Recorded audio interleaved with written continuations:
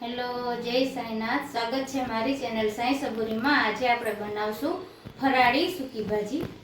તો ફ્રેન્ડ્સ, તેમાં જોશે આપણે બટેટા નિમક નાખીને બાફેલા છે અને આવા નાના નાના ટુકડા કરી લેવાના છે.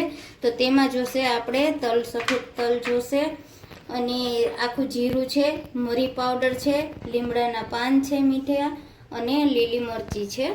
તો આપણે હવે તેને તેલ ગરમ થઈ ગયું છે તો તેમાં આપણે જીરું એડ કરી દઈશું, લીમડાના પાન એડ કરીશું અને ધીમા ફ્લેમ ઉપર જ આપણે કરવાનું છે, વઘારવાની છે. અને લીલા મરચાં થોડું સતળાઈ જાય એટલે આપણે બટેટા આમાં નાખી દેવાના છે. પછી આપણે તેને સહેજ મિક્સ કરી લઈશું. તો થોડીક ખાંડ નાખશું, નમક નાખશું.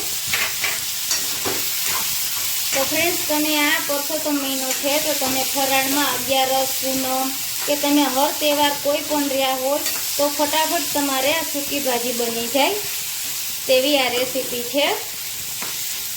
અને મરી પાવડર નાખશું. તમારે થોડીક તીખી ખાવી હોય તો મરી પાવડર થોડો નાખશો. આમાં ચટણી નથી નાખવાની. અને ફ્રેન્ડ્સ, આપણે થોડુંક લીંબુ નાખશું એટલે ખટ મીઠી થઈ જાય. અને આને 2 મિનિટ જ ફેરવવાની છે, સેજ ગોલ્ડન બટેટા થાય ત્યાં સુધી. ફ્રેન્ડ્સ, સૂકી ભાજી તો અનેક વાર બનાવી હશે, પણ એકવાર જરૂરથી આ બનાવજો.